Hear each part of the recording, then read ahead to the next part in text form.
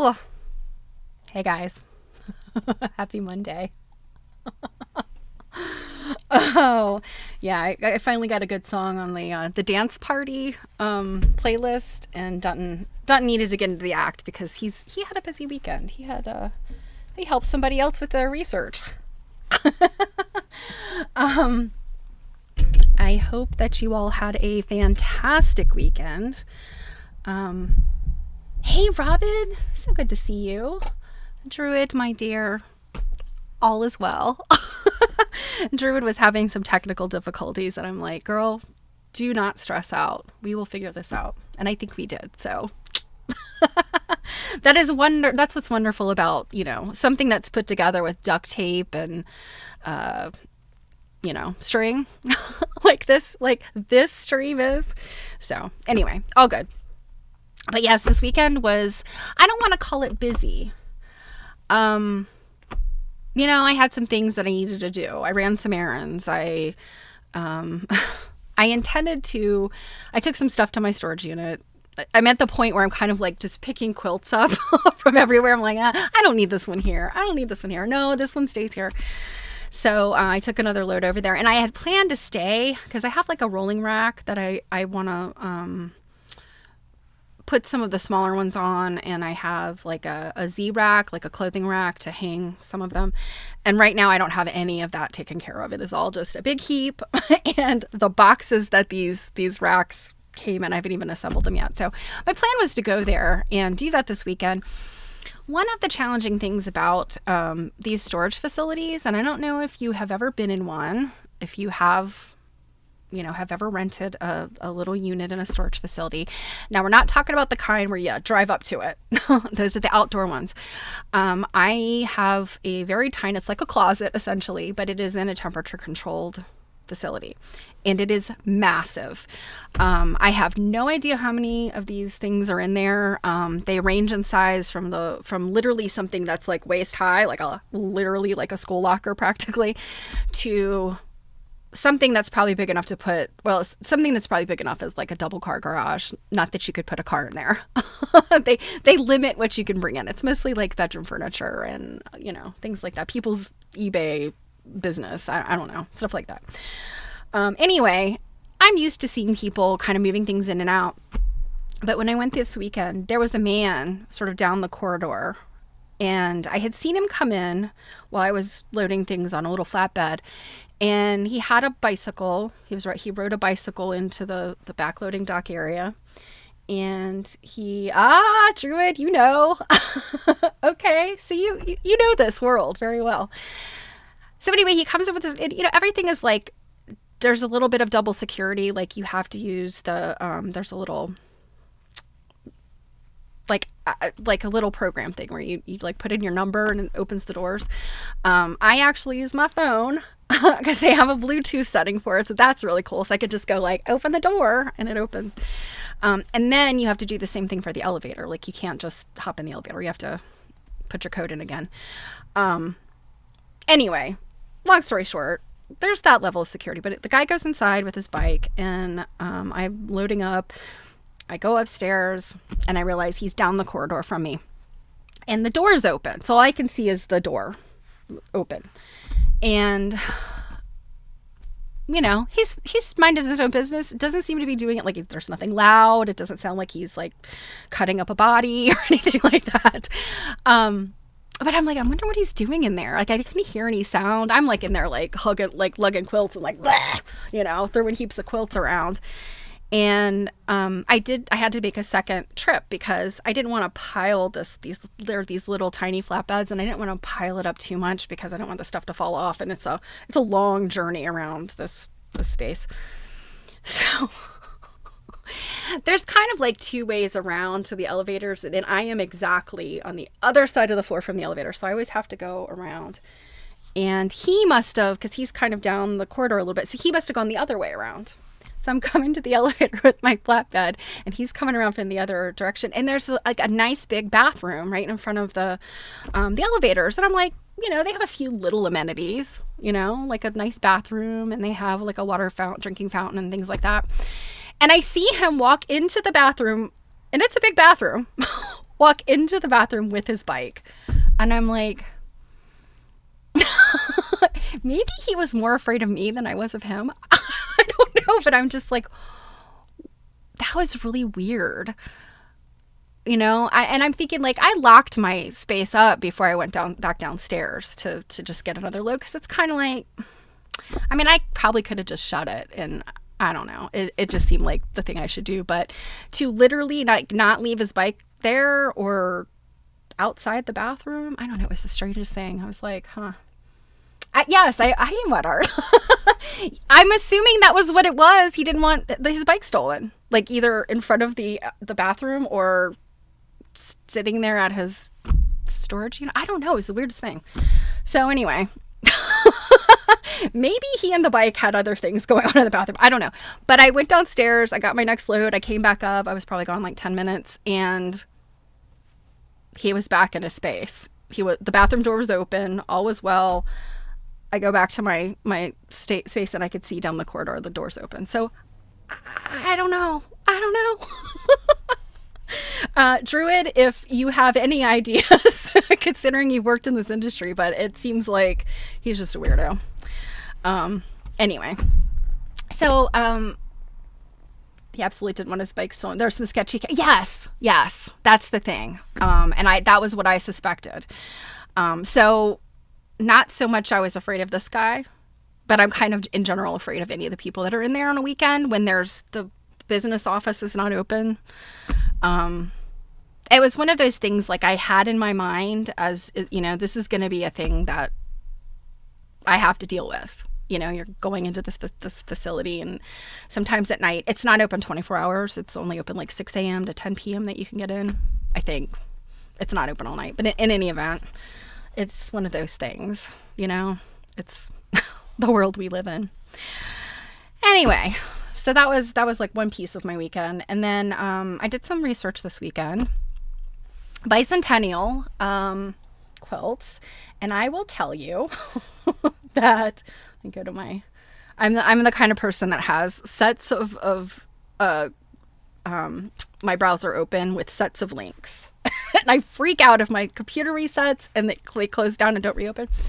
So my Bicentennial set, I have logged into newspapers.com, and I did a search, and I knew that this was going to be like just a deluge of stuff.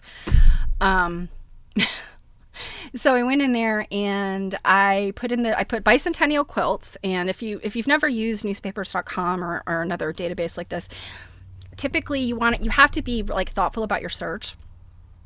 So the mid 70s, Bicentennial is a big deal. So I don't want just Bicentennial. That will probably break newspapers.com to ask it that.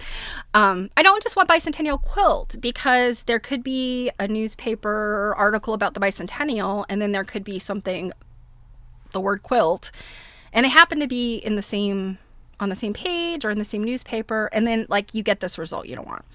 So it's important to put the quotations. That means it is only going to return results where the word Bicentennial and the word quilt are together. So I did that, and I chose dates because what I'm finding is that Bicentennial was a big deal also for some of the states and some of the localities that were celebrating Bicentennials. And in some cases, they're before 76. In a lot of cases, they're later than 76. And they're moving on into the 80s. And I think there was probably locations that saw the Bicentennial quilt success and went, maybe we should do that too, for our thing. And, that was happening late 70s through, I think I found one in the 90s, and it was very Bicentennial quilt. So anyway, long story short, I put 75 to 76 in there, and I got 12,180 matches. I have sorted them by the oldest newspaper date. So that one is the Warwick Enquirer in Boonville, Indiana. And it was January 7th, 1975. So they were already talking, this group, about a Bicentennial quilt. And it appears to me like I have not started opening these articles because it is It is like, it requires the concentration, it requires the readiness to sort things and to be able to quickly look at stuff and go like, okay, this, throw it out. This, I want to read more later. This, definitely.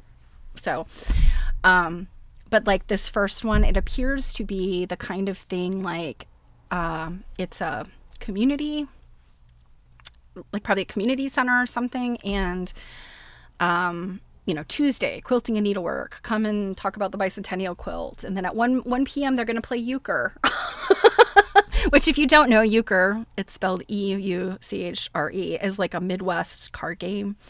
I believe there's sometimes drinking involved. I do not remember how to play it. A good friend of mine from Wisconsin showed me one time, but anyway, that's some of the stuff I'm finding. It's literally just like a little notation. So like I need to go and find, okay, Boonville, Indiana, did they finish this quilt? Like, the very first time the newspaper, well, I didn't look at 74. This is January 7th, 75. Maybe I need to search Boonville, Indiana, 74 to find out, like, is there some advertisement of this conversation? Did they, all this stuff. So this is the research of something that there's a lot out there. And in some ways, that is just as frustrating as researching something for which there is very little or no information. Because it's like you get this delusion. There's just not, you're looking at it going like, when am I going to have time to look at 12,180 entries? And some of them sometimes are like, if you may not know this if you hadn't researched, but like some papers have the morning and evening edition. So, and whatever the thing is you're researching will have showed up in both. So you'll end up with, 2 entries and they're both the same thing. And you have to pay attention. And there's some little tips that, you look at dates and you look at some other stuff. Anyway, long story short, the Bicentennial research has commenced and oh my gosh, it's going to take me forever. But what I got out of it so far, what arrived this weekend, are these 2 things. And I'm sure there are a lot more of these things out there, and I'm hoping to get my hands on more of them. But essentially, these are documentation books about particular Bicentennial quilts. And, they're thin volumes. We're not talking about anything that's like, super academic or anything. In fact, these things were clearly written by the people who made the quilts. And that is exactly what we want. These are documentation books, and they're only on one quilt, but they include all the information that we want. And in some case, information that is just even too much. We just don't care about. But I will show you. So let's see. We'll start with Ames, because the Ames book is the first one I got the other day. So, the Ames quilt is currently at, I think it's the Ames, is it the library? Let's see.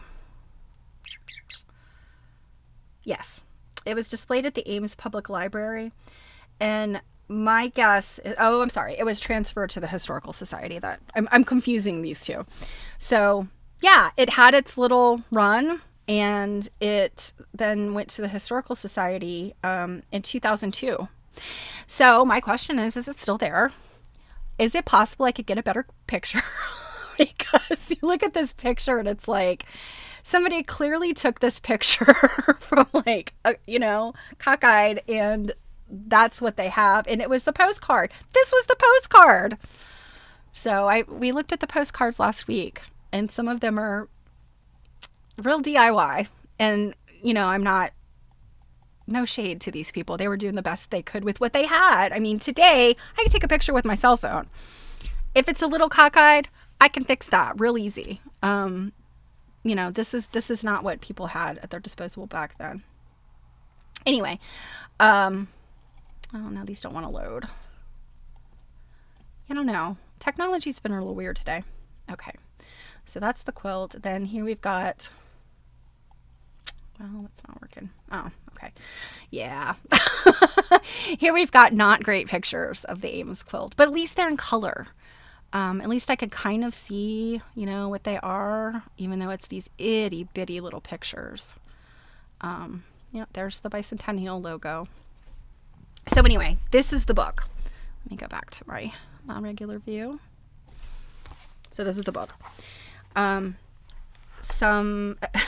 Here's what's another interesting thing. I bet you guys can't guess where the book came from. Now the person I bought it from, I believe it was on eBay. And it was an individual seller. And my guess is they picked it up, at a sale, like a book sale or something. Or sometimes the library withdraws books and you just get them there. Okay, I just gave it up. This was a library book.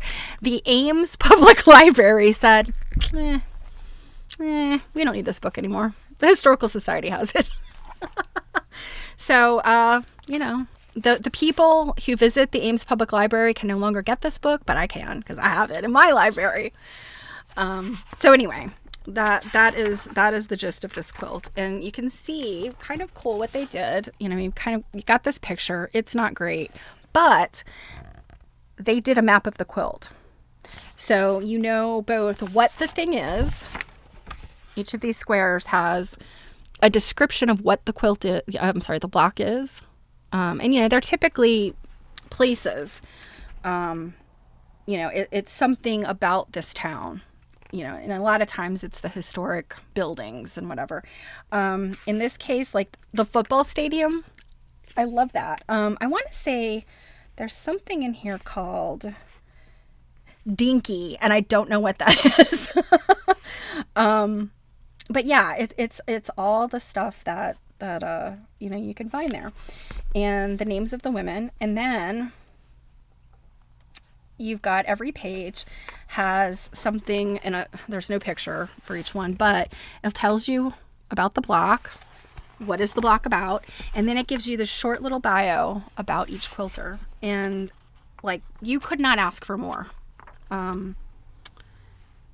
This is amazing. And it's really interesting to me that, that people often who had never made a quilt before were coming together to do this. And I recently talked to someone, who, lived through it. Lots of people lived through the Bicentennial because it wasn't that long ago.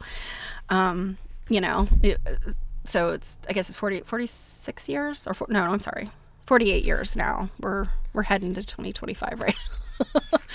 So, but I did talk to a quilter friend. I threw it out there to her recently, and I said, did you work on that? Or I don't think I asked her, did she work on one? But I said, do you know anybody that worked on a Bicentennial quilt? And she said, no.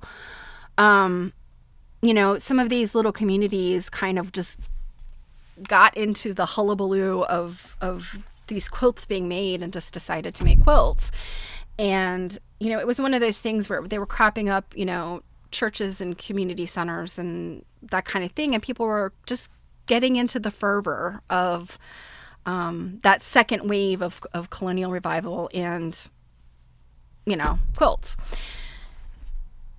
And so, the stories about them that I'm only a couple quilts in, but the stories about them are really, really cool. And I want to talk about Ulster in a minute. And I have more stuff about Ulster that I want to share. But before I get to Ulster, the other thing that my head has been in is the Freedom Quilting Bee. And I've gotten to about not quite halfway through the book, I guess. Almost halfway through. I am narrating it. It is an unauthorized and unabridged narration. It's not going to be available publicly, like just to consume, because there are some copyright issues there. Even though it is being undertaken as an educational offering, which doesn't exactly save you from copyright claims. But anyway, there were some things about the Freedom Quilting Bee where I was like, first of all, I did not know this. Or that. And it's really funny how, so the Freedom Quilting Bee, they indeed, and if you're not aware of who Freedom Quilting Bee is, it's the G's Bend quilters. This was Freedom Quilting Bee was their project from like 1960, I've been reading this book, and it's like 1967 or so, smack dab in the middle of the civil rights movement. And they basically created a company with some help, and they were selling to various entities. And so there's a point in the book there where there's a lot of like interview type stuff. So a lot of quotations from people that were involved. And one of the people that was involved was this guy who had basically gotten them sort of a deal with Bloomingdale's. And he's telling the story. And then this other person at Bloomingdale's sort of picks up the second part of the story. And he basically says, you know, we were responsible for the resurgence of quilts, I think.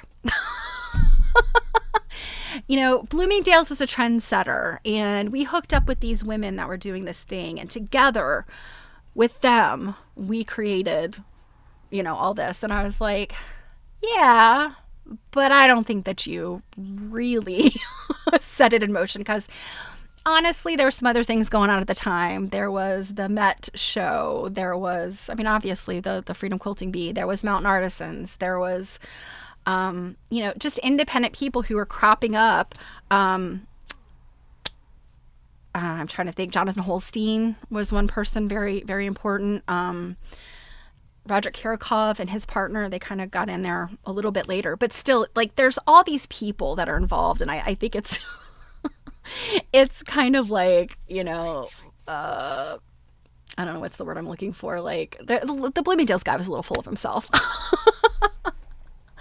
So anyway, that my head has been all over the place with all these things. And I know by the end of this week, I'm going to be going, is that something I read about a bicentennial quilt, or is that something about the Freedom Quilting Bee? Yeah, because they were happening like within this 10-year period, very close together. All right, so let's look at the Ulster County. And I'm going to read you some stuff because it's just so fantastic. So this is the quilt.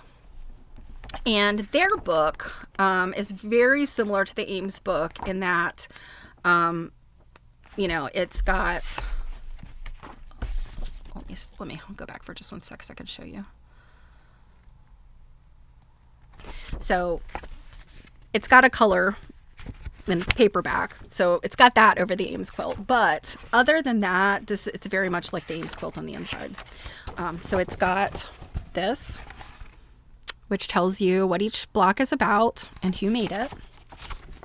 And then you have, you know, the story of the women who made the blocks. And I think it's just really more of what the women wanted to say. I don't think, you know, if they had something biographical they wanted to say, they put it in there, but there's no separation between what, you know, they wrote about, you know, each block and then the quilter themselves, the way that Ames did, which I kind of like the way that Ames did it because, you know, they've got this specifics about the block, which may or may not have been written by the woman who made it. But this little blurb about them personally, I love that because it's good. I love to hear from people that have quilted for a while or are just getting interested in quilting. And then it's like, okay, tell me about your background. You know, and you'll hear from people that are like, oh, you know, my mother sewed, or my mother didn't sew, but my grandmother did. You know, we never made quilts. We never had quilts necessarily, but, you know, or you hear, I grew up in a sewing household. I learned how to knit. I learned how to quilt. And those parts of the story are so great. I love to hear that stuff. But I think what's really interesting is when you hear somebody who says, you know, I was an engineer, or something just so far removed from the quilting and textile arts. And those are the ones where I'm like, well, how did you get from, you know, engineering and genealogy as a hobby and all this stuff to making a quilt or participating in a quilt project? You know, what is it that would attract somebody that has never really made a quilt before? You know, and I mean, are they drawn to it because it's, you know, part of being part of something? Do they want to make their mark on the world and they see that as an opportunity? You know, I mean, I just have so many questions. So But there's some cool stuff with this quilt that I want to read to you. So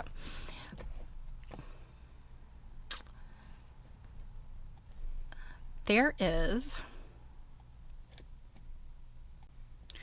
an interview with a woman, and I believe it's actually not an interview. It's from her blog, and I think it was written in 2012. I would venture to guess, because this woman her blog is called Contemplative Horizon, a thoughtful woman in a world writing about spirituality, family, relationships, memories, art, and craft, books, and more, all from the boomer generation perspective. So this is a person who is not terribly old. I mean, I'm guessing she's probably my mom's age. And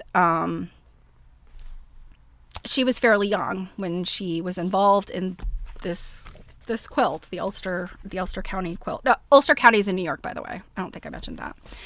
So she wrote this piece, and it is like so touching. I scanned it with my eyes.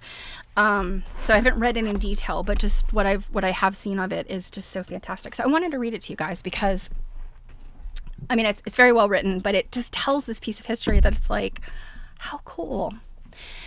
So it is actually not about the Bicentennial, but it starts off as the Bicentennial. So, and I'll give you guys her link to her blog in a second. It seems like she's not blogging anymore, but she does have an Etsy store that appears to be active. So, so this said, Quilters Guild celebrates Wiltwick Quilters Guild 35th anniversary. And she says, and again, this was written in 2012, September 2012. 35 years ago, I participated in the founding of a guild of quilters. It was born out of the effort to produce a pictorial quilt honoring the history and culture of our country in honor of the bicentennial celebration of our country.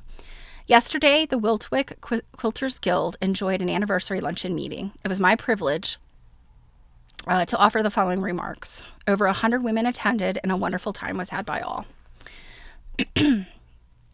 In 1976, in late winter and early spring, traditional quilting bee season, 4 to 10 women at a time gathered around a large frame dominating the living room of the Kingston home of Ruth Culver. We marked, threaded needles, thimbled them through all 3 layers of the stretch quilt, buried our knots, if there were any, and we shared stories. I have been told that you would appreciate hearing the guild story. Much will be familiar to my peers here, and I beg their forgiveness for any failure of my memory. The 1976 quilting bee, women working and creating, united in a mission to mark the bicentennial of our country, is just part of the story. It all began with Ruth Culver, for whom quilting was not a resurrected historical craft, but an art born of necessity, a skill bred in the bone and coaxed into daylight by women who had gone before. Little frog. Like women in the dust-filled Oklahoma mud soddies of the 19th and 20th centuries, I think she means like dugouts, they made quilts so their families wouldn't freeze and made them as beautiful as possible so they wouldn't go mad. This sensibility was Ruth's Appalachian heritage DNA. That heritage morphed into quilting courses at Ulster County Community College in the 1970s. With the coming of the nation's bicentennial, a dream was born. A county quilt presenting a pictorial history of the place and its culture. From the ranks of friends and students, Ruth garnered 42 women ranging in age from 18 to 78 and invited them to an initial planning meeting on a windy February night in 1975. Each of us has our how I got started with the guild story. After taking a class with Ruth, this meeting is where my story would begin. After growing up in Bensonhurst, Brooklyn, I'd married and lived in Connecticut before moving to Kingston in 1974. Surrounded in childhood by garment workers, knitters, and embroiderers, I'd always had a needle in my hand. But I ignored the thimble. Such a nuisance. My aunt predicted that I would never be a real seamstress until I made friends with my thimble. That friendship was to be cemented by an introduction to quilting. Ruth Culver is the second person I met upon moving into our house in her uptown Kingston neighborhood. The rest is history, thimble and all. The organizational meeting that cold winter night was my first outing less than a month after a cesarean delivery and with a nursing baby in tow. I nearly fainted after running across the windy parking lot and up the stairs of Vanderlyn Hall. Collapsed into a chair and did some Lamaze breathing and was ready for business. I do not remember precisely what was decided at that particular meeting, but I do know that we were fired up by Ruth's enthusiasm and her no obstacle too great attitude. We talked about eventual size, what blocks might depict, materials, timeline for production, work sessions where we would help each other solve design problems, and swap fabric to get just the right tone and texture for the pictures we were going to paint with fabric. We dreamed, too, of mounting the quilt in a show, incorporating other quilted pieces. All of this eventually came to pass. The nursing baby eventually played under the frame as we quilted in Ruth's living room. There were non-stop bees composed of rotating quilters, one leaving and another taking her place before the seat had time to cool. There was not a single topic of interest to women that was not discussed around that quilting frame. Children, husbands, discipline of both, parents, childhood memories, recipes, home remedies for illness, networking of every kind. Our youngest quilter, Kathy Baxter Krajewski, was only 18 and she got some education. We were teachers, artists, homemakers, nurses, businesswomen, secretaries, waitresses, retirees, college students, young mothers, and grandmothers from every ethnic, racial, and religious background who became friends in the effort to create something beautiful, a tribute to our history and culture, emblematic of our pride in the bicentennial celebration of our country. The Guild has in slide form a photo of each block of the quilt. My father came with a tripod and his Rolleiflex to immortalize each block. Those slides have now been digitized.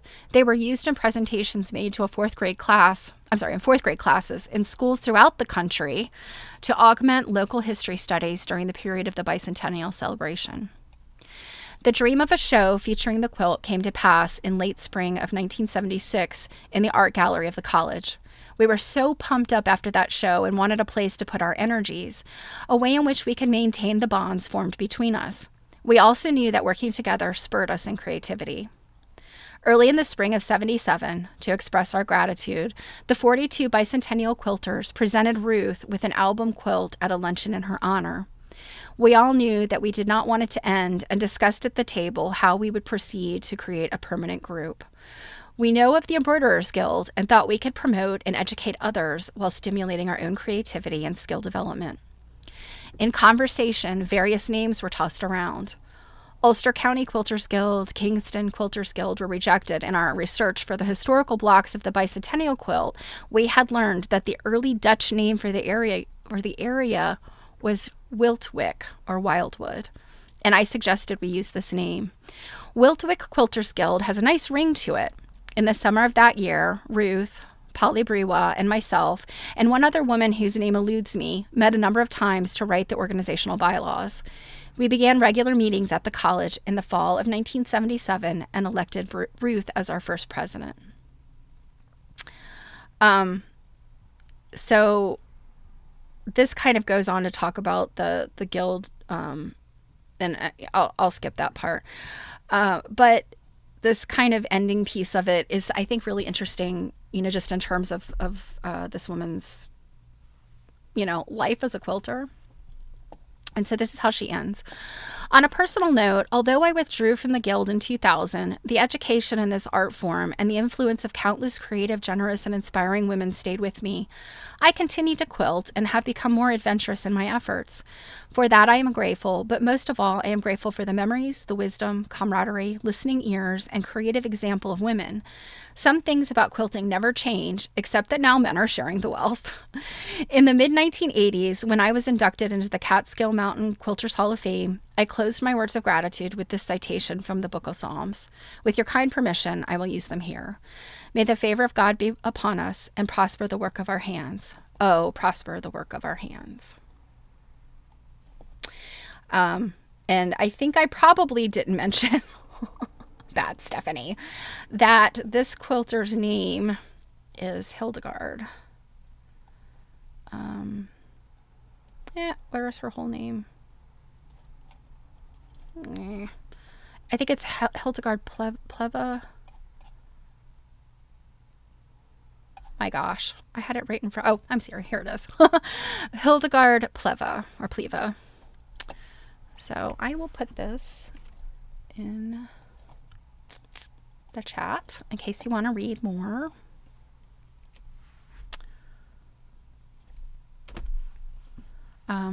But yeah, I thought that was just such a beautiful, like, you know, thing. So, let's see. Let me look at the chat. Looks like you guys were chatting. Let's see. Quilts are hard to photograph. Indeed they are. As evidenced by Dr. Dunton, right? Hey Kate. So you're going to the Guild Library.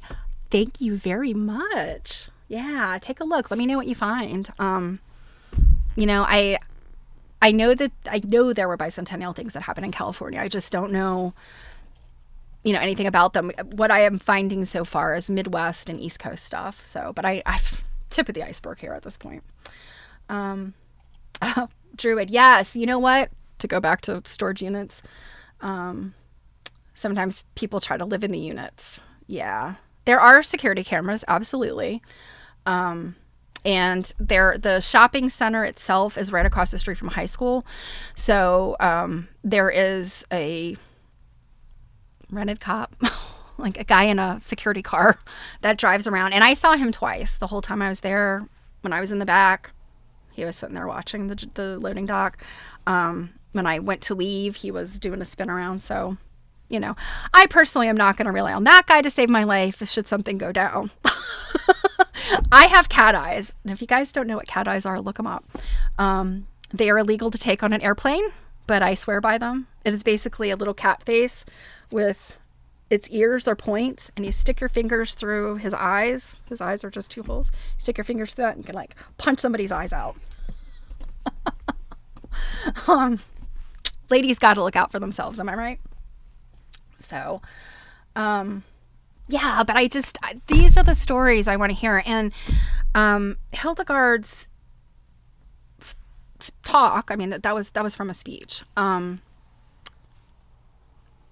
So many of the things she said are things that we hear quilters say. You know, there's the camaraderie. There's this just sense of like togetherness. But the fact that she was saying that this small, 42 people is actually a lot. You know, I think about some quilt guilds sometimes like it's just a handful of people that they can get together. But, you know, this was happening at the community college.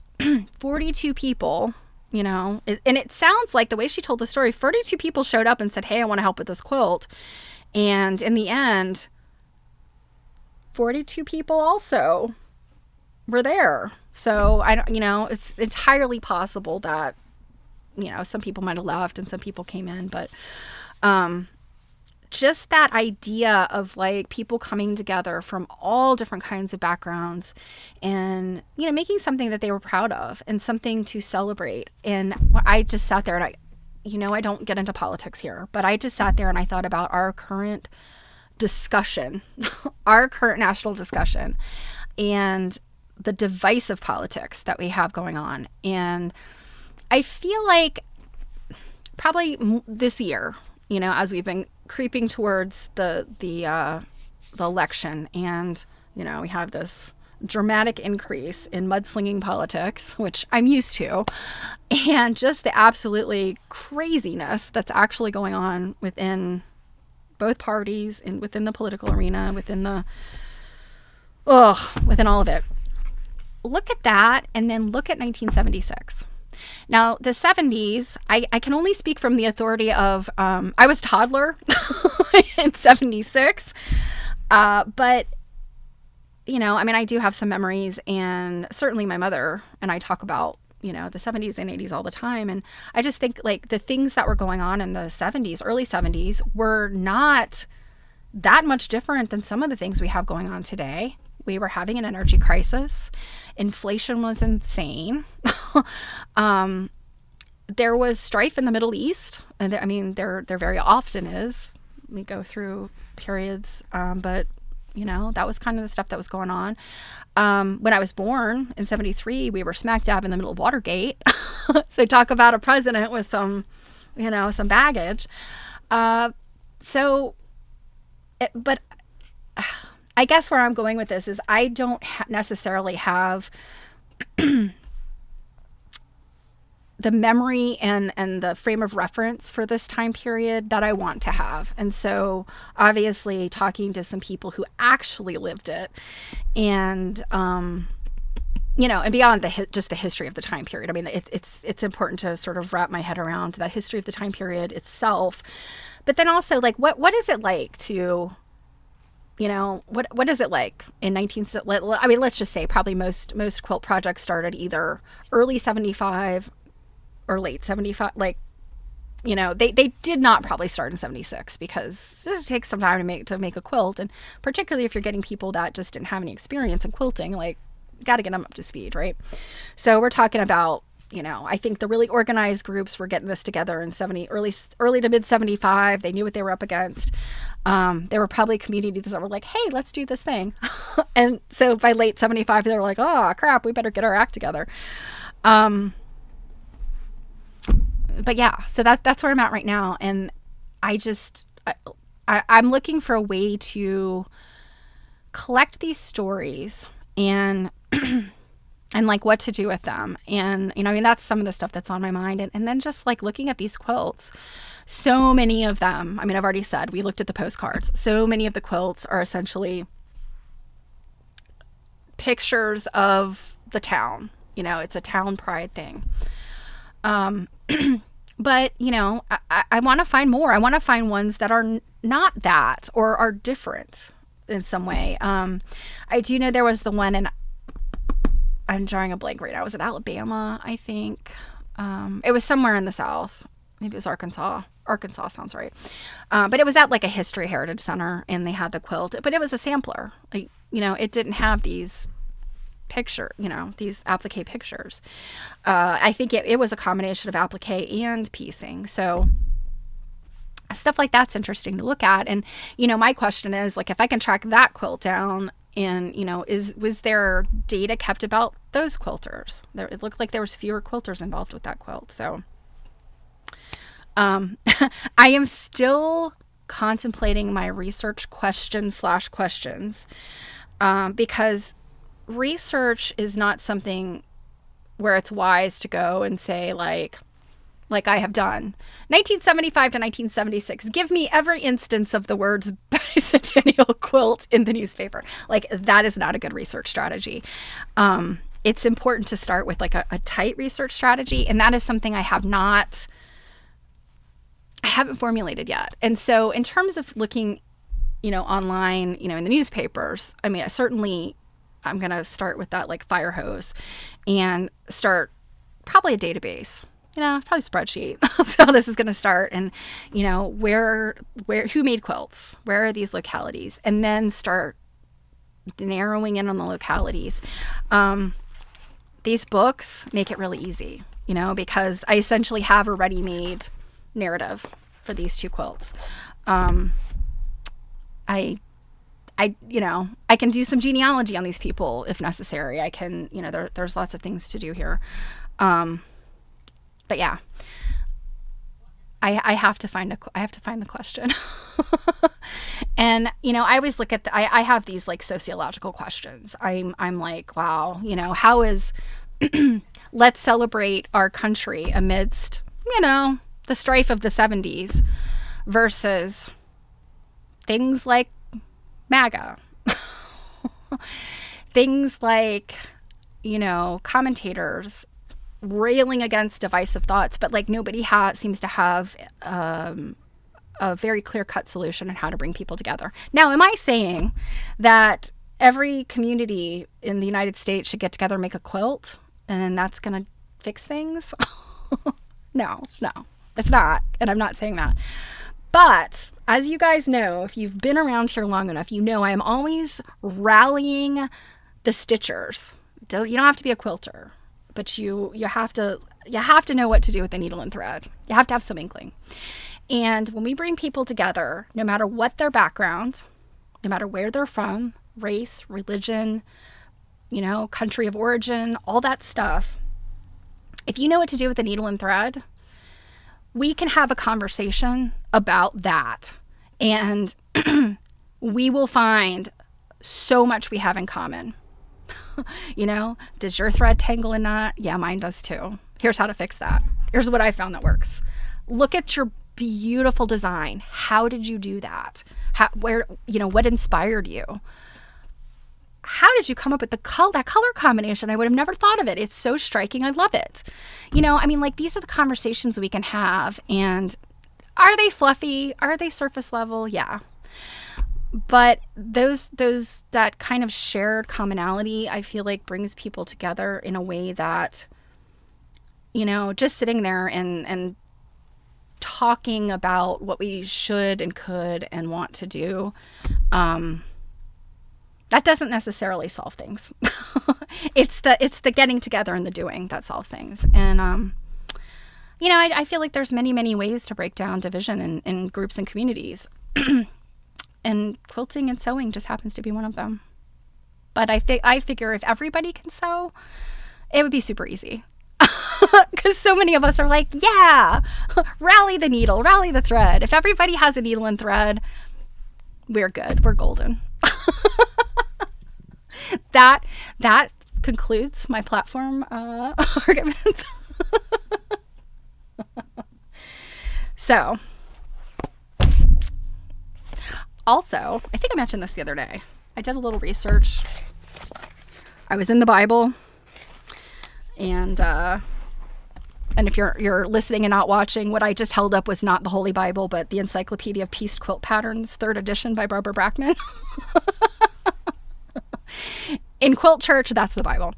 And also Jenny Byer's books. She has 2 books too. They're sort of similar. I want to say Barbara's is, it's the chunky one that gets updated. Anyway, I was in there and I felt so good about myself. I identified 3 quilt block patterns that I was unsure of the title and where they came from and what era they were. And I identified that. The other thing this weekend, and I think I briefly mentioned this at the top, Dunton, somebody reached out to me asking for a peek into some of my Dunton research. And I happened to have what they needed. And what I provided may have answered a question. So, Dunton, good job, buddy. A pat on the back, a pat on your head. I hope that somewhere the ghost of Dunton is just weeping with joy because something he did has solved, or it has answered a question / solved a mystery that came up in 2024. I think that is the coolest freaking thing. And you just think about legacy. We can't all live forever. Medical science has something different to say about that. But, the only thing that we all 100% share is that we get born and we're going to die. And the stuff in between can be different for all of us. But those 2 things remain the same. Dunton knew he wasn't going to live forever. He did live quite an illustrious life. But I think in the end, all that he wanted was for his life's work, to matter. And I think his life's work in psychiatry, I think he knew it mattered. I think he knew that it was on a trajectory where his work would not be forgotten. I don't think he was about himself. I think he was about the work. And with quilts and all of his quilt studies and his quilt gossips, I think that, over the past, since the Baltimore Museum of Art actually indexed his collection, that has been happening. And, the notes he took, the things he wrote about have been helping, present researchers, for the last 25 years. So, all right. I did not get to Lady of Godey's last week. I guess I read it on Monday. And we are at a chapter that I'm hoping gets into the topic of fashion, because that's essentially what, you know, the basics of Godey's was. It was a fashion magazine. It was the first big fashion magazine for women in the United States. And like, we haven't talked about that yet. Not that I'm really that upset or disappointed, because, I mean, my gosh, what Sarah Josepha Hale did in her lifetime, at least up to this point, was just like mind-blowing. So I think that's much more interesting and useful to learn about than fashion. No offense to the fashionistas. But, you know, stuff that she did that like impacted us today is like, you know, amazing. So let's get to it. I want to hear about chapter 9, which is called From Crinoline to Bustle. As a reminder, we are reading The Lady of Godey's, Sarah Josepha Hale, by Ruth Finley. And Sarah Josepha Hale, if you have not been following along, go back and listen because I cannot even put into words how much this woman accomplished at a time when women did not have very many rights or opportunities. So, The Lady of Godey's, Chapter 10, From Crinoline to Bustle. Anything that promised lightening of women's labor appealed to Sarah Hale. And there was so little to ease that labor until after 1900, when the small electric motor made possible such modern household aids as vacuum cleaners, laundry machines, dishwashers, and ingredient mixers. Before 1900, the operation of what few mechanical helps were at the housewife's command required human power. As a reminder, Ruth Finley wrote this in 1931. So the thing she's talking about as like the modern household aids seem probably just as like outdated to us as Sarah Hale's life did to her. The first invention that relieved women in their personal workaday lives was the sewing machine. Isaac Merritt Singer was the pioneer manufacturer in this country, taking out his patents early in 1851, but he was not the original inventor. Credit for the first sewing machine belongs to Bartholomew Timonier. I guess that's Bartholomew Timonier. What a name. Of France. The date is 1830. Working simultaneously and unaware of Timonier's experiments was Walter Hunt of New York, who completed a model in 1832. This he forthwith sold to a blacksmith who is said to have used it to stitch pockets on his leather aprons. Hunt's machine was never put on the market, nor was it patented. Elias Howe patented his lock-stitch machine in 1846, a great improvement over its predecessors. So Elias Howe is technically the sewing machine like guy, and then Singer kind of came in and did some dirty stuff. He took his model to London, sold his English rights to a tailor, and falling on evil days, pawned his American patents for the price of his passage home. These patents, after years of litigation, he finally recovered. In 1849, Allen B. Wilson, also working independently, devised the machine which later became the famous old Wheeler and Wilson, the first sewing machine to acquire a really wide market, though the Wilcox and Gibbs ran a close second. I have a Wilcox and Gibbs. It is not currently operational, but it is one of those ones where it doesn't look like a sewing machine. It's kind of just got this, it looks like a faucet. It's just kind of got this little skinny arm that comes up. They're really interesting looking. It's the one I have is in terrible shape, but I bought it because they're interesting. And I still have plans to rehab it. But Singer was first in the distribution field.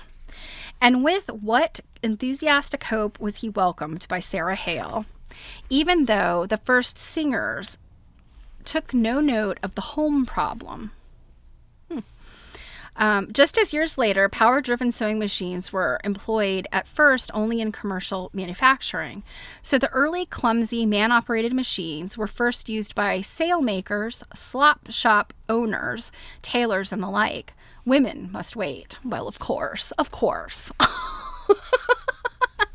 We're going to invent something that's going to make your life so much better, ladies. But first, we're going to have to let the men use it. You guys can just take a number. Just take a number and keep hand sewing your dresses until then. Oh, my goodness. Such a rumpus. The Lady of Godey's raised about that. Well, God bless her.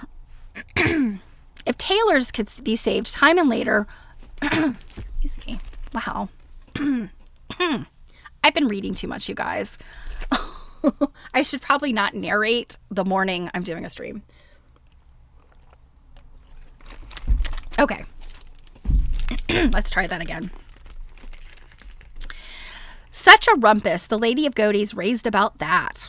If tailors could be saved time and labor, why not dressmakers? Why not the busy housewife burdened with spring and fall sewing for herself and half a dozen children? The world has been moved, wrote the sometime milliner, by that portion of gentle womanhood whose sad destiny it was to earn a scanty livelihood by sewing. Poets sang, novelists wrote, preachers exhorted, legislators formed laws to guard the needlewoman. All that was effected was a feeble palliation of the evil.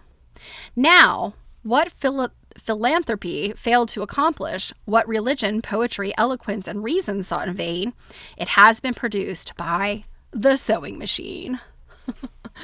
But by this invention, the needlewoman is enabled to perform her labor in comfort, tasks that used to require the midnight watches and drag through perhaps 20 hours, she can now complete in 2 or 3. We shall have more to say on this matter as we intend to make our readers thoroughly understand the merits and advantages of the sewing machine. This was in 1860, after machines designed for home use had been put on the market. But Mrs. Hale had been preaching the possibilities of the sewing machine since the first news of its invention. In December 1951, she had again anticipated 20th century psychology, this time by the stark simplicity of her presentation. During the World War, the poster that touched her... Okay. That took me a second. I'm like, the World War? Don't you mean World War what? Yeah, this book was written in 1931. We didn't have a World War II yet. So she's talking about World War I. During the World War, the poster that touched hearts and pockets was but the picture of a beautiful woman in the uniform of the Red Cross, supporting in her arms, as if he were a child, a wounded soldier. No propaganda accompanied this poster. No blaring advertising defaced it. There was but an unpretentious label across the bottom, the greatest mother in the world. So before we go on, these, this is something that I don't know what the deal... Well, I guess this one is a sewing machine related thing. So this says, dress the maker, dress the wearer. Before the Day of Sewing Machines from Godey's Ladies Book, December 1951. So this doesn't really tell us much. This shows this lady over here. She apparently sewed a dress. This lady over here, she gets to wear it. It doesn't tell us much. Maybe there was an article that went with it. In Godey's Ladies Book, almost 3/4 of a century before, Sarah Hale, anxious always over the weariness of women, even when the general weariness contributed to some one woman's charm, presented 2 exquisitely hand-colored steel engravings. So that's what these are. Okay, so she's going to tell us about this. The pictures faced each other. Both were beautiful women, one in a ball dress, the other in plain working clothes. Now, through our eyes today... these dresses don't look that much different. I mean, if I can get them in there closer. You see, I mean, the lady here, I mean, that's obviously like she's wearing gloves and it's down on her shoulders. This woman doesn't have any of that. I mean, obviously it is a nicer dress, a fancier dress, but I mean, through my modern eyes, it just glancing at that. And I mean, I do know a little bit about historical clothing and stuff. So, if I had examined it, I would have come to the correct conclusion, but just glancing at this, or somebody that doesn't really know a whole bunch about the history of dressmaking would kind of look at this, I think, and go like, they look the same to me. One's white, one's green. So the other woman is in plain working clothes. Under the first was printed, dress the wearer. Under the second, dress the maker. And that was all. But there was a tired droop in the maker's figure. I didn't notice that. The primitive tools of her trade are scattered on the table beside her. There is no sewing machine. Let's look at this again. Oh, I guess she's supposed to be tired because she's going. Whereas the woman in the dress is like, is the lady in the green dress, does she look resigned? Does she look so tired? Oh, these poor women. But why all this pother about sewing machines in an age that saw the development of the steam engine, telegraphy, and the discovery of ether? There were 3 reasons. First, Eve and the weather had, in the beginning, arranged that one of the paramount necessities of the human race be clothes. Yeah, we need clothes. That's another women's problem. Women, it is your fault that we have to wear clothes. Secondly, in the time-honored division of the world's work, the making of clothes, wholly hand-sewn until the coming of the sewing machine, had fallen on the lot of women. We know this. We don't need to be told this. Last, there was a growing number of ladies who could afford to be fashionably dressed. Only a glance at the famous Godey's plates is enough to convince even the most inexperienced sewer of the hours of work and patience that went into the making of a single gown. The new wealth of the country, not wholly engrossed with its itch for learning, reveled in clothes. For dress ever had been, and still is, the visual mode of self-expression, carefully cultivated by American women as soon as ever their purse would permit. Godey's catered to this interest of the times, and its delightful fashion plates, that to this day have lost none of their power to charm, were a fundamental source of the magazine's unshakable popularity. Both editor and publisher were proud of them. And had they not a right to be? For though colored fashions elsewhere became common enough, no other periodical could match the ladies' book plates, either in number or beauty. A fact Mr. Godey never failed to keep before his public. In the field of fashions, he had clear right to annoyance with competition. For here, For here his many imitators followed the book like so many sheep. Not an idea, not even a claim, could the department put forth, but that it was seized upon by competing publishers, elaborated and run into the ground. It is still that way today. I mean, you find me a person who, or an organization or a group of people that have done something like really cool and creative and like forward thinking, I will show you a dozen people who have copied it and made it not cool anymore.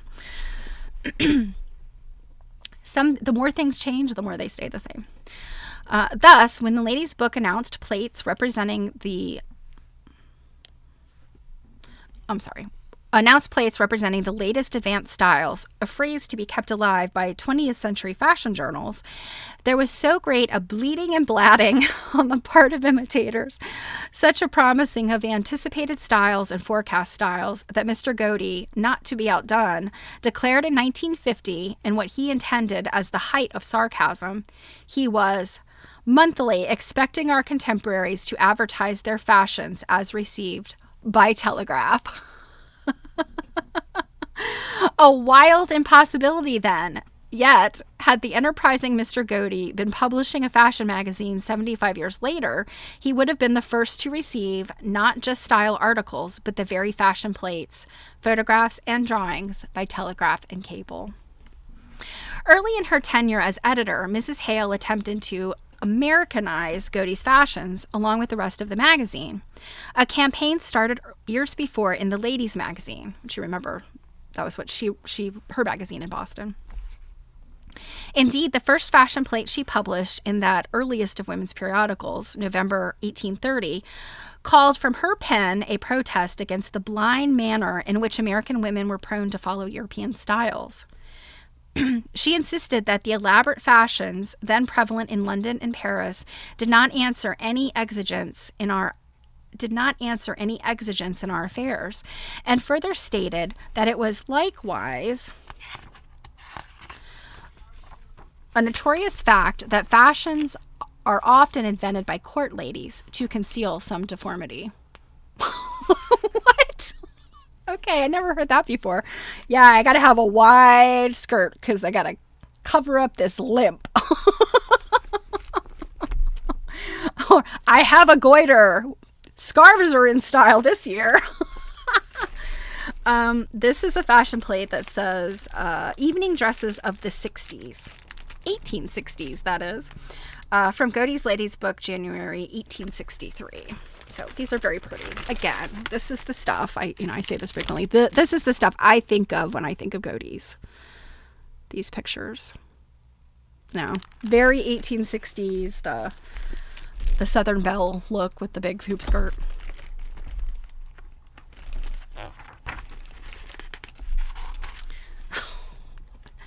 Concealing a deformity.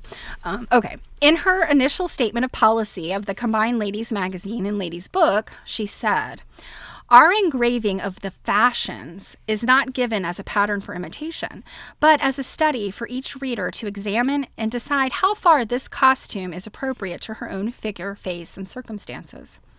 This exercise of individual taste is sadly neglected by our fair countrywomen. We seem willing to adopt almost any and every frippery ornament invented by French and English milliners in order to dispose of old or antiquated materials to the universal Yankee nation. The refined and elegant women of Paris and London would not wear such things." And I mean, think about today. How often do you see something in style? And I will give you the perfect example. Low-rider jeans, low-rise jeans. They come in and out of fashion. And for that matter, high-waisted jeans too. The ones that are like way up here. Both of those fashions only look good on certain body types. And I'm not body shaming. I'm just saying, like, if I wear the low-rise jeans, I have this inner tube around my middle of, body, stomach, back fat. It just sits there at the top. I believe they call it a muffin top. It's not flattering. I don't care for it. It kind of hurts to button those jeans up under your gut. So I did low-rise jeans in my youth and done. The high-waisted stuff, the pants that are popular right now, is like a whole nother issue. Like, you literally have to have the bottom part of your torso has to properly fit the pants. And if you got a gut, you got a little pooch, yeah, those pants look awful too. So yeah. So Druid said, "I would have had a sad face if I had to wear that cumbersome garb too. The waist cinch alone would have made me homicidal." Yeah. I can tell you though, I don't want to get too off topic, but I can tell you I have worn bodices and corsets before. In some cases for, a day at a time, a full day at a time. I'm not going to say they're comfortable because to me, comfort is a t-shirt and a sweatpants. that they are not. But I can tell you, if you wear a corset or a bodice, as they would have called it historically, in the proper way, they're not that bad, actually. They're really no worse than, say, like an ill-fitting bra.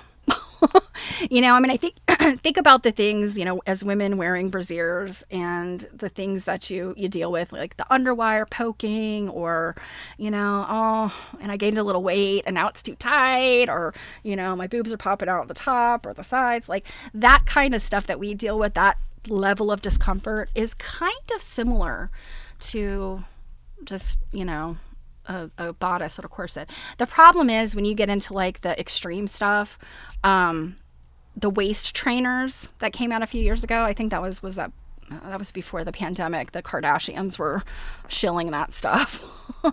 And I mean, just the tight corseting that sort of, I don't want to call it fetish, but There's artists and performers and fashion people that do that really tight cinch. And again, that's something that only works for certain body types. But if you just wear a bodice or a corset just for the purpose of your clothes fitting you properly, now again, I go back to the fact you wouldn't wear a bodice or corset underneath a t-shirt and sweatpants. You have to have a garment that requires the bodice or the corset, because it if you're wearing these full heavy skirts, the bodice itself, the bottom, once you get your hourglass in there, the part that's flaring out that goes over your hips, that actually it takes the weight of skirts, and it takes away the pinching and the heaviness. And in the same way, tops have to fit a certain way, historically, if you're going to be accurate. And what I see a lot of times, people that kind of just want a costume like a one and done, and Pirate Day, talk like a pirate day, or the Pirate Day at the Renaissance Festival. You'll get people that are just like, oh, I'm going to wear this corset, and I'll look at them and it's like they're wearing nothing under it. It's cinched to the gods in the back. They have, flesh, very irritated flesh poking out everywhere. And the thing is, they're wearing it improperly. Just think about it. If you, I don't even know what to put it into terms with, wearing a pair of shoes that is not meant to be worn without socks, and just think about the blisters and the rubbing. Ugh.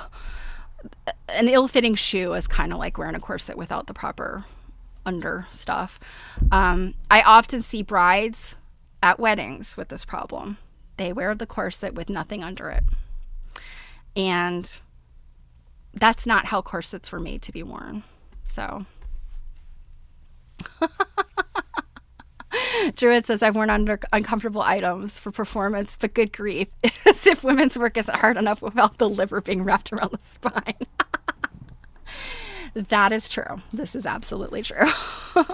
I was reading a book the other day that has nothing to do with textiles, but they showed a picture of, it was a 19th century, I want to say they were wax, but they were medical preparations showing what your organs look like if you wear a corset that too tightly all the time. And I was like, oh God, that's gross. All right, let's get back to it. So, where did I leave off? Okay, so the refined and elegant women of Paris and London would not wear such things. So basically it was like the Americans are tacky. That's basically what she's saying. We would just do whatever. We're willing to adopt any old thing that's French fashion, and we're just tacky. And I think still today, sometimes we're still like that. The French ladies, says Mrs. Willard in her interesting journal. Mrs. Willard has but recently returned from a trip abroad, and it was not until the following year that she married Dr. Yates. So the French ladies are not in dress what they are supposed in our country to be, finical and dashing. But they really understood, but this is so awkward the way this woman has written this, but they really understood the matter, and their taste is chaste and correct. So I guess, again, we're saying Americans, incorrect. Undoubtedly, there are in our country more sins against good taste in the choice and blending of colors and apparel than in the modes. I mean, this is like the 1800s. People are complaining about how tacky the Americans are.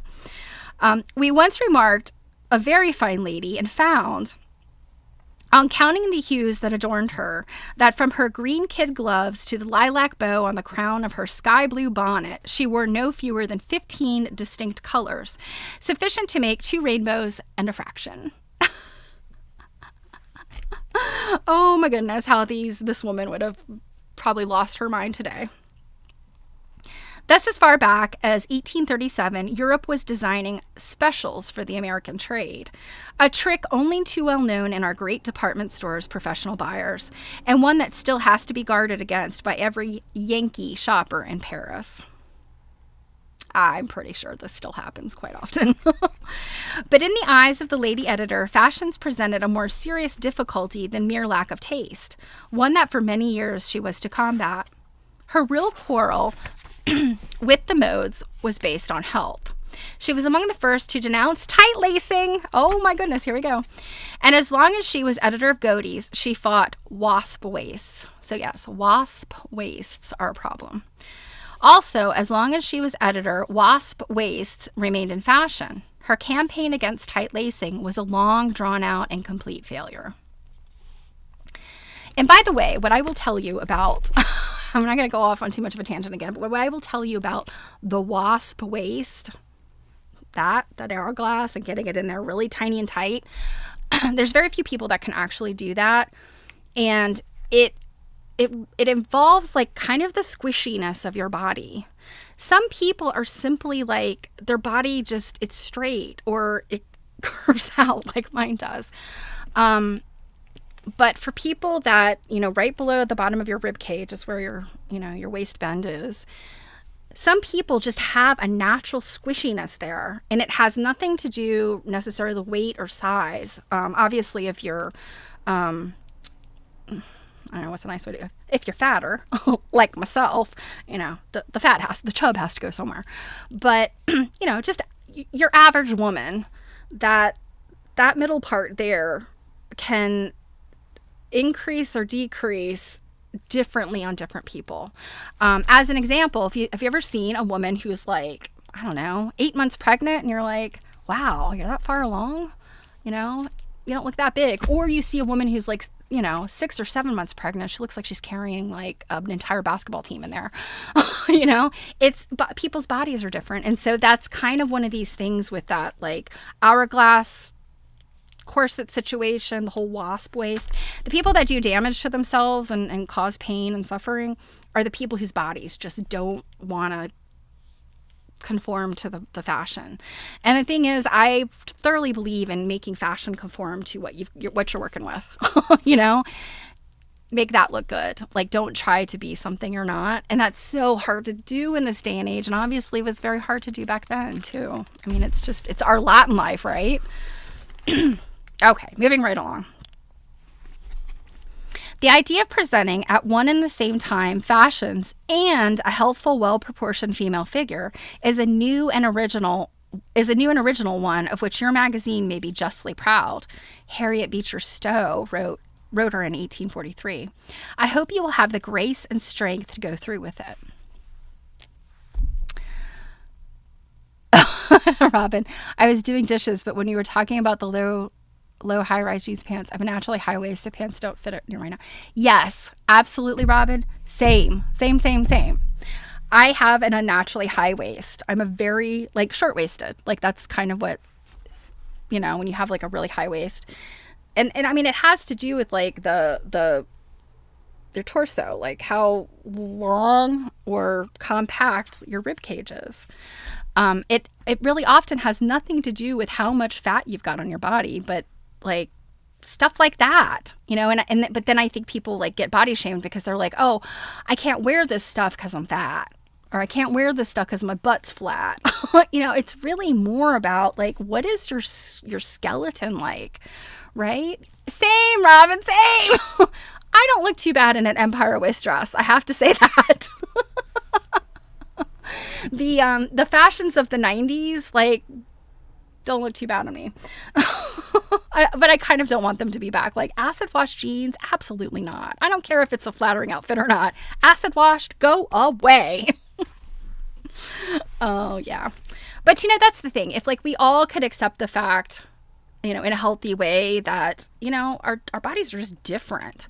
And there's not a good or bad about it. It's just about, like, working with what you've got. This is my opinion. And, I mean, frankly, what I've got looks perfectly fine in a t-shirt and sweatpants. I will not be winning any pageants, though. All right. Mrs. Hale had enough grace and strength to go through with anything, but it takes more than grace and strength to get a preconceived idea of personal beauty out of women's heads. Even so, the lady editor was indirectly responsible for the final return of the distorted female waist to normal. College athletics did it, and colleges for women had no more ardent advocate than she. Interesting. But though there were details of 19th century styles that Mrs. Hale disapproved, and she found tasteless and ridiculous the same details that modern critics of the era still find tasteless and ridiculous, it was not that she underrated dress. On the contrary, she attached great importance to clothing, her individual and editorial viewpoints coinciding. Well dressed herself, she wished to see her countrywomen fittingly gowned. There was sincerity back of Godey's fashion. There was sincerity back of Godey's fashions. Even accessories she saw could be made to serve the ends of personality. Fresh lace at throats and wrists, well-cleaned boots, a crisp handkerchief, and spotless gloves were the marks, she insisted, of a gentlewoman. Oh gosh, right, yes! I remember when I was a kid, you know, when my mom wore the elastic waistband, and I was just like, ugh. That's a grandma thing. And now, oh my gosh, Mary Fonz always calls like jeans, you know, jeans are like your day pants, and you go home and you put on your soft pants. I love a soft pant. The stretchier, the better. Cleanliness and godliness were her creed in a day when many relied on godliness and much to cloak the absence of soap and water. I'm sorry, and musk.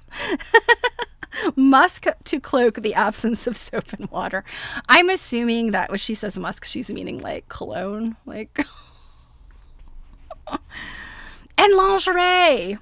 It was September 1852 that Mrs. Hale introduced the now familiar term into the country's language.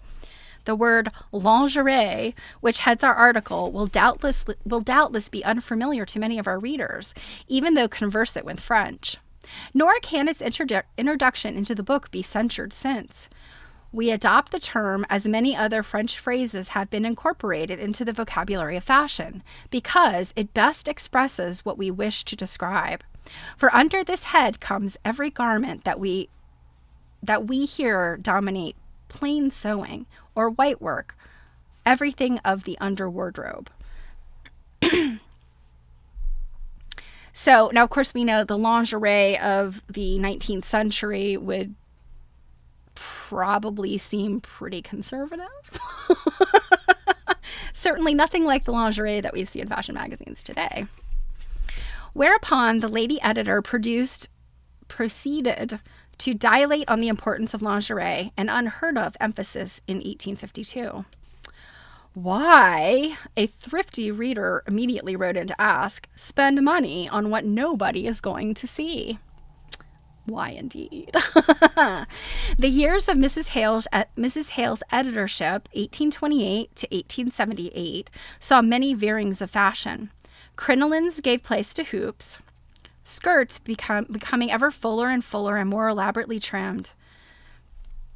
And so that's something to remember in the 1820s, 1830s, that the empire fashion was very prevalent. The high-waisted dresses, it was a big departure from these like very full skirts, heavy stuff like the gowns of the 1700s, late 1700s. So you kind of had this column look. It's very like Greek classical kind of look. And then we jump forward to giant leg of mutton sleeves and the sloping shoulder, the long neck, fashions where women couldn't put their arms above their head, like stuff like that. We've read about the Victorian era. And so then, you've got this like, just they become bigger, bigger, and bigger. And then there's a little dip. And then we come back. It's like, because there's a second bustle era. So yeah, the 1800s, when you look at the fashion from 1800 to 1899, and then look at the fashions from 1900 to 1999, I almost want to say that the 20th century had less nonsense than that. That's probably a stretch, but I mean the the change is very, like, it's very similar. You know, it's wildly different across the century. You know, whereas you go back, you know, I've looked at, you know, European fashions, Great Britain and France, and certainly you see changes in fashion, but they're not as, like, hugely changing as what we see, you know, in the last 200 years. So, where did I leave off? Yes. So skirts becoming fuller and fuller and more elaborately trimmed. If waists remained close-fitting, and I think she means like shirt waist, like the top part. Sleeves shifted from the enormous mutton legs of the 30s to skin-tight sheaths in the 40s. In the 50s, fortunately, the bell sleeve, loose about the wrist, came in. Those are actually very pretty. The bell sleeve, and then there's, I think it's called the lantern sleeve, and it kind of flares out from here, but it's not like, you know, your wizard sleeve where it's like you can't, you know, it's in your way. They actually stopped like here, so you had this beautiful like flared sleeve, but you've got the rest of your arm like not impeded, and you probably still couldn't lift your arms above your head because like up here was so tight. Anyway, I like the bell / lantern sleeves are really cool. So the 50s, the bell sleeve, and delicate undersleeves of sheer mulls or of lace and net added much to womanly daintiness. About this time, too, fichus came back, most flattering of all neckwear, though throughout the 1900s, women wore white against the throat and face. So a fichu is like a little shawl. And so if you think about it like a bandana, like kind of a big bandana, fold it so that it's got, you know, it's a big triangle, right? And then you lay it over your shoulders, and the point would be in the back. And then depending on the era, these points in the front would often be crossed. Depending on how big the fichu is, it could be like crossed and tucked under. It could be crossed, if it's small, it could just be crossed and tucked into your neckline. Kind of like just, you know, and that's kind of like, this is about all that they were. But it was to kind of, I think the intent from a fashion standpoint was to kind of keep, like, this area was on display with the dresses. So it was to keep this area of your body from getting sunburned. Or so they say.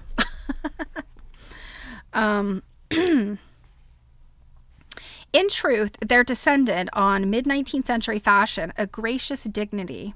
Despite the immense hoops, which not all women wore, working women did not wear hoops, they just wore full skirts, and which none wore all of the time. The bustle, of course, spoiled everything. Of course it did, because it's ridiculous. But it did not arrive until just before the Continental Celebration in Philadelphia in 1876. It was an outgrowth of the accentuated hoops. So we've got the 1876 bustle, and then it goes away for a minute, and then it comes back. These had become so large and required so much drapery to cover them. Oh my God, 25 yards of material was meager for the making of a dress, that the 18 inches of waist permitted a woman scarcely had the strength to carry her skirt's weight. So that's what I'm saying. Like, you need the structure of the corset. And corsets actually changed at this time too. They did a thing, instead of just being like kind of this flared thing, you know, that kind of came down over your hips, they had a thing called like the S-bend. And those corsets, I've never attempted to make one because they are, I mean, the pieces are crazy. They're shaped in ways and you're like, how does this go together? This cannot go together. But it changed the way it sort of shifted women's bodies, like kind of what we might say is like sexy today with high heels on. You know, your front gets pushed forward, your back gets pushed out. You know, you end up with this S shape if you're looked at from the side. That's what's happening here. Yeah. It's awful is what it is.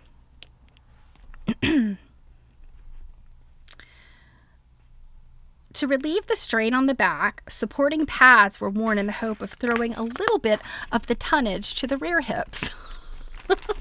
And yes, they're so all kinds of different pads. And a lot of cases, the pads weren't necessarily about like keeping you from like the weight of the dress from hurting you, as much as being able to use less fabric because the pads provided some of like the floof. So you maybe didn't need as much yardage in your bustle if you had a pad underneath that popped it up. You know, think of it like, do you guys remember Bumpits? You know, when the hair bump was a big deal, you could just get the Bumpit and brush your hair over it. And then you just have, you know. Oh my goodness. Gradually, the gathers of the skirt were pushed backward until just before hoops were discarded. What is known as a back panier bunched the skirt over the rear of the hoops.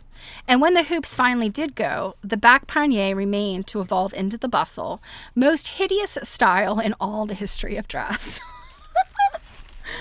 I don't think it's that hideous, but I mean, they're like, there's no use for a bustle. So this fashion plate says fashions in the late 60s. Bell hoops reduced hip lines, but oh, the ruffles, sashes, and fringe. From Godey's Ladies Book, July 1868. So this is the 60s. This is, you know, your pre-Civil War era kind of, you know, the Scarlett O'Hara looks.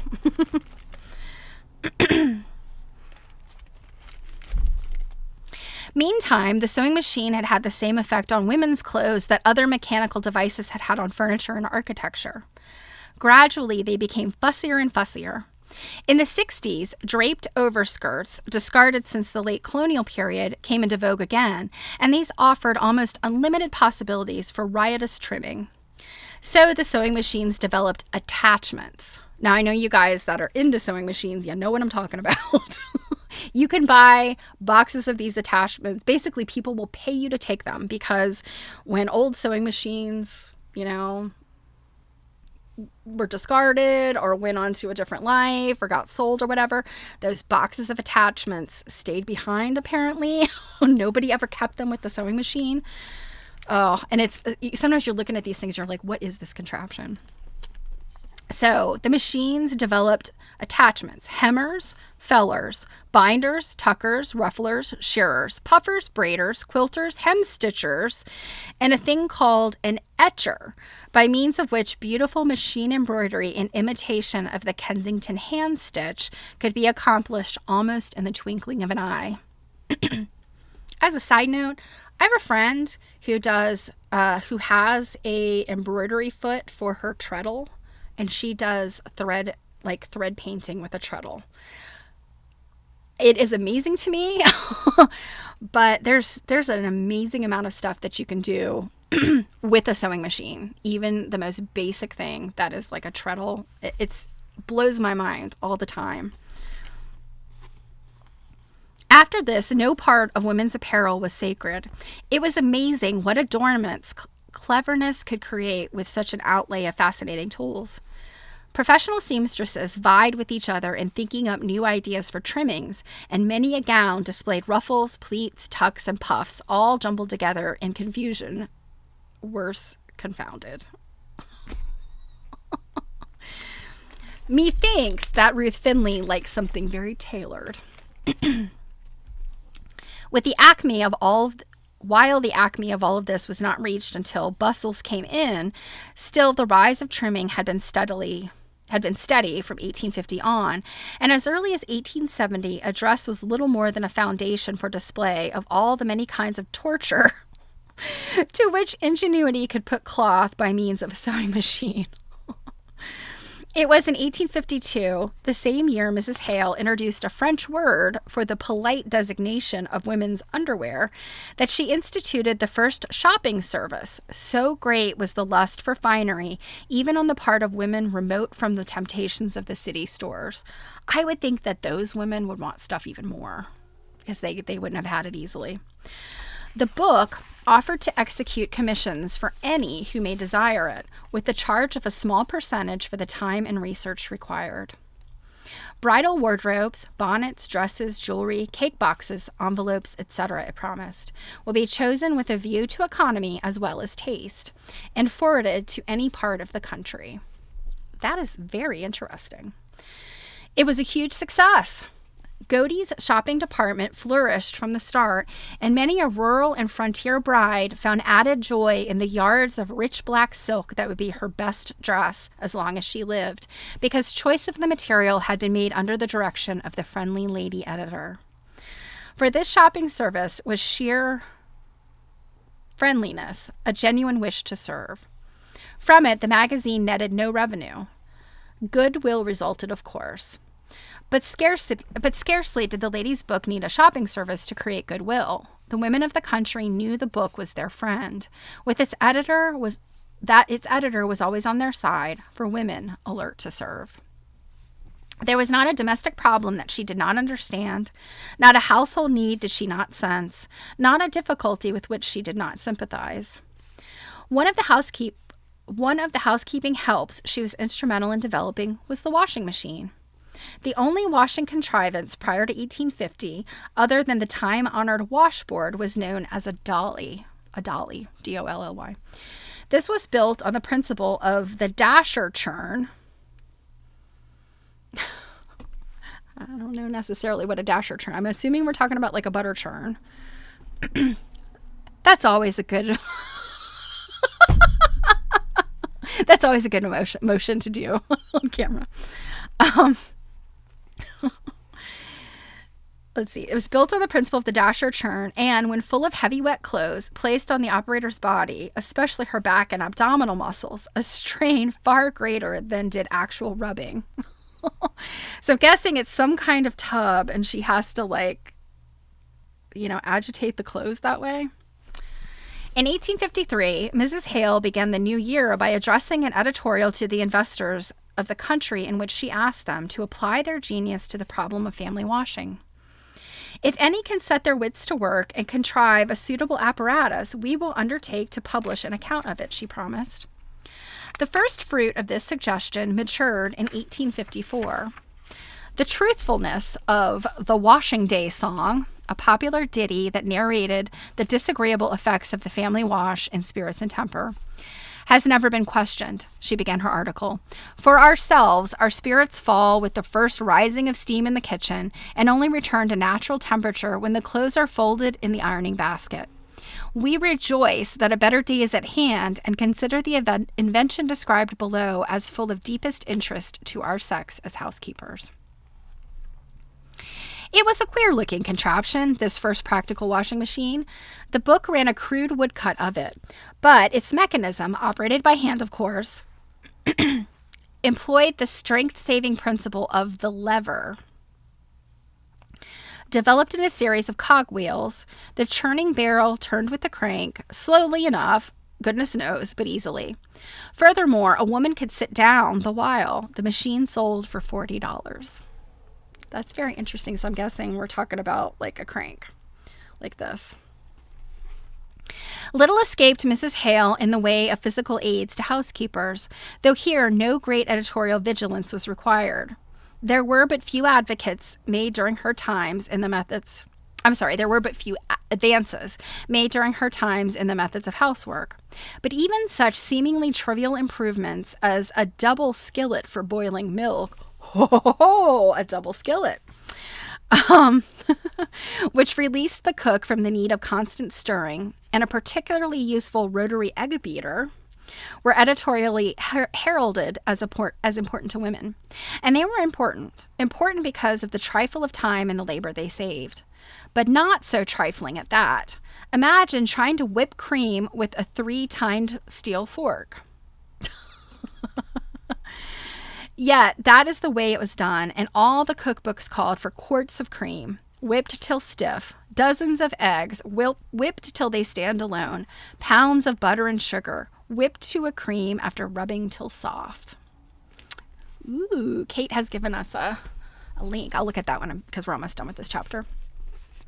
For a while, Sarah Hale knew and ever insisted that education needs must be the fundamental factor in the future freedom of women. She also knew that to the overworked and body-worn housewife, even an egg beater, if it saved but an ounce of energy, was of value. There can be no education without leisure, and without leisure, education is worthless, she said again and again. To this belief, she gave 1,000 different dressings and words, but always the idea remained. It was back of every fight she made for women, back of the great magazine she edited. It was the formula of her service to her sex. In machinery, then, Sarah Hale was given to discern something more than an assembly of wheels and wheels, something more than the tucks and ruffles these assembled bits of iron were prepared to fabricate in profusion. In it, she saw salvation from the toil-weary, the freeing not only of dulled bodies, but of dulled minds. And again, her vision was true, granted that even machines can enslave. For certain it is that education, general education, but women's especially, to which latter she gave the best of her endeavor, came fully into its own after, and not before, the ascendancy of machines. Well... So let's look at these links that Kate has shared with us. So, oh, okay. So this is the vintage Jolly Tubs. And then what's this other one? Okay, the washing dolly. All right, let's look at these. We've got a few minutes. I am fascinated by stuff like this too, because it's kind of like from the historical aspects of women making quilts prior to the 20th century, well, and even early 20th century. The fact that quilting had to, sewing in general, had to fit in with all this other stuff, whether you're talking about like a use quilt, something that you need because you're cold sleeping on your bed, to, these fancy bridal quilts that are really just for show. You have to think about all this other stuff that women were dealing with, to really appreciate the history of the quilt. So this kind of stuff is just so fascinating to me. So let us take a look. The dirt on vintage dolly tubs. So it says from the 19th century, these barrel-like vessels were used in practically every household to wash linens and clothes before plumbing. It was a long, arduous chore, and dolly tubs were early implements to make washing just a little bit easier. Okay, so they kind of look like I expected. It's like a giant butter churn. Okay. So made of wood with iron bands. So they're almost, I'm assuming maybe it's like a barrel, right? Like wondering like if they probably use the sort of technology that they would have used to make barrels. Oh my goodness, look at this poor old lady. Oh, and it has like a handle at the top. I bet that's for like agitating, right? Ah, yes, held and turned vigorously to agitate the water. A downward motion combined with rotational movement. Yep. And absolutely, I bet it hurts your back like anything. What a workout. No wonder women were skinny, so skinny and frail back then. They had to contend with crap like this. Okay, so, I feel like I've seen this kind of thing in an antique store before, and I didn't know what it was. This, like the stick. Interesting. Okay, this one looks like these are metal, I think. Oh, plentiful across the UK. Uh-huh. Oh, this is cool. These are using them as as planters. They make a nice planter. Very interesting. That's very cool. Okay, so the posser. Okay, this is just kind of clothes washing in the early 19th century rarely used soap, bucking with lye instead. Yeah, I mean, I've seen I've seen accounts of like all of the different laundry methods over the years, and I mean, laundry has always been like such a chore. And I think now I'm like, oh, I don't want to do laundry. For me, it's not about like, putting it in the washing machine. It's no big deal. It's about folding it, putting it away. Oh, my modern first world problems. So, yeah, very interesting. So it says, oh, here in this Wikipedia thing, it says, the passer was not so much used to hammer the dirt out of the clothes as to agitate the water, which would be forced under pressure through the holes. Ah, okay. So yeah, that other image with the thing on the bottom, it's got like holes in it. So yeah, and hands, yes, true. I mean, can you say? Oh, I got some real bad blisters on my hands. I was doing laundry. If you said that to somebody today, people would be like, "What were you up to?" But I mean, to me, it looks like doing laundry with this thing, with this dolly, is like digging ditches. It looks like it's about the same. Post hole digging. I mean, this is awful. Oh my goodness. I mean, I think about some of the stories that my grandmother used to tell me about, you know, when she was little and watching her mother do work around the house. I mean, her mother worked in the fields and then, you know, come back to the house and cook a full meal for all the other field workers and, you know, all this kind of stuff. And I'm like, good grief, when did she have time to do laundry? I mean, they did not have running water. They had, you know, the pump at the sink, that kind of thing. And certainly she did not have a washing machine. She washed by hand, and that would have been, I'm pretty sure, a washboard.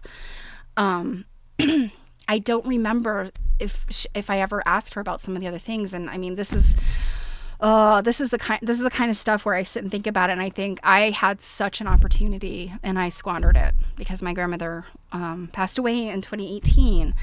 And some of these things, oh my gosh, I would just make a list and go visit her and just be like, tell me about this. Did your mother do this? Did you have this in your home? Yeah. So, young people, anybody out there that still has living grandparents, ask them about what it was like, because gosh, you know, anybody born after the year 2000, the Gen Zs, you know, those people have always grown up with technology, and their perspective on things is like, well, it's just, you know, a more intelligent, a faster technology, you know, more bells and whistles. But you know, I think in my grandmother's time, she saw so many different changes. She saw the manual, living in Appalachia, poverty, washing clothes on a scrub wash, you know, washboard, all the way to smart appliances. The smart appliances were a thing in 2018. And I think that, you know, and I hate to say this phrase, but I think kids today, they cannot fathom that, you know. I think to them it's like very olden days, and yeah, it's interesting. And I think, you know, my generation, some of you out there that are a little older than me, a little younger than me, like, you get what I'm talking about, right?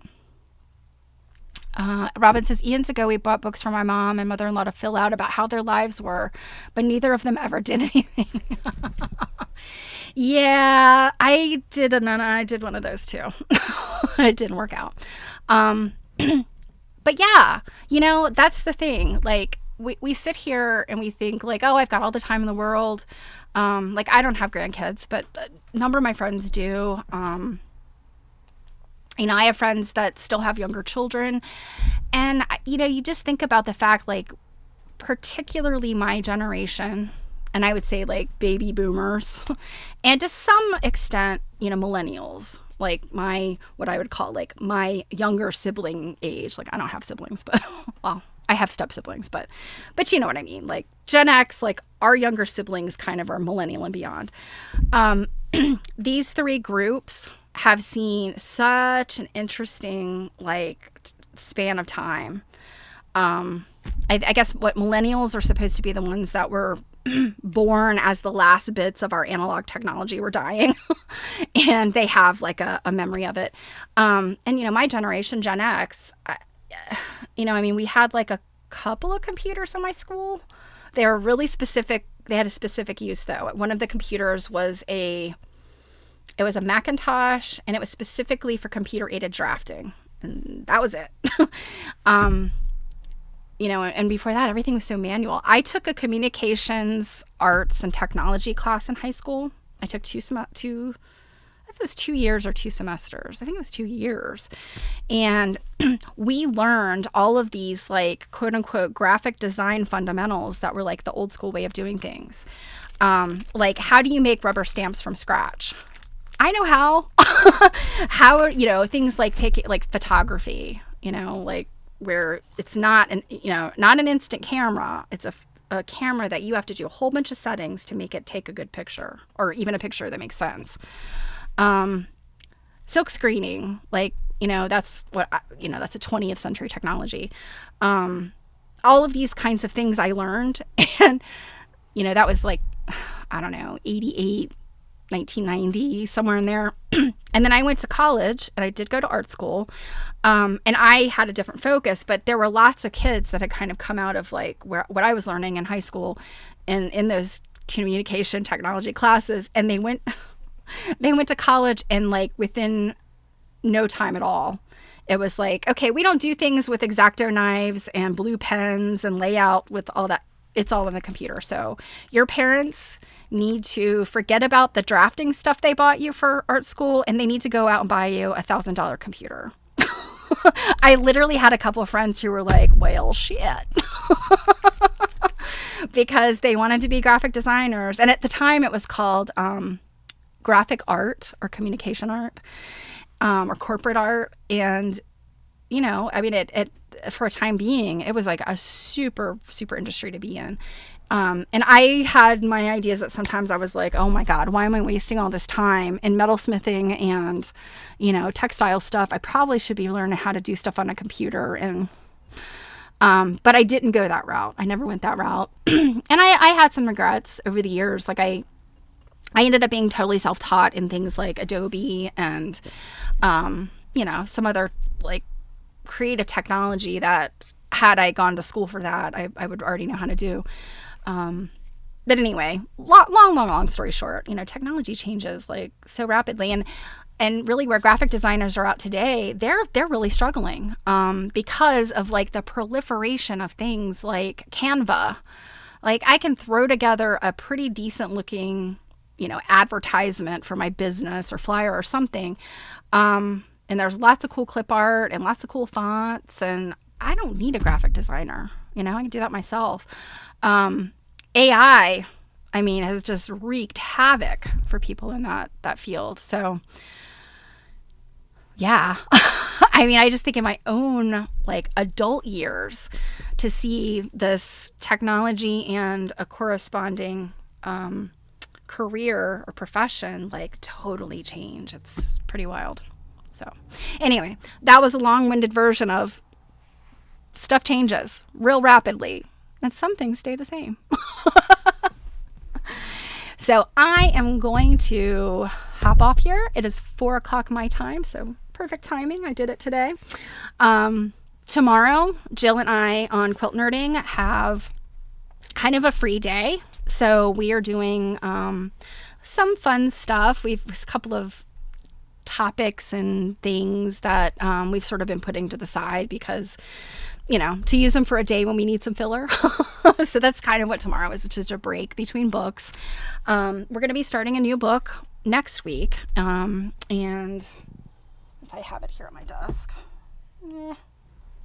Yeah, it's called To Honor and Comfort. It is a book about Native American quilting. So this is the book that we're going to start reading. And yeah, I hope some of you will join us. And if not, that's cool. I'll see you Thursday. Yeah. So thanks, Druid. And I'm so glad that we got your mod thing fixed. I wasn't stressing at all, but I was stressing for you because I know that matters. All right, you guys. Thank you as always for being here and listening and learning along with me. Yes, have a wonderful week. And yeah, I'll see you guys on Thursday. So, mwah, mwah, mwah, mwah, mwah, mwah, mwah.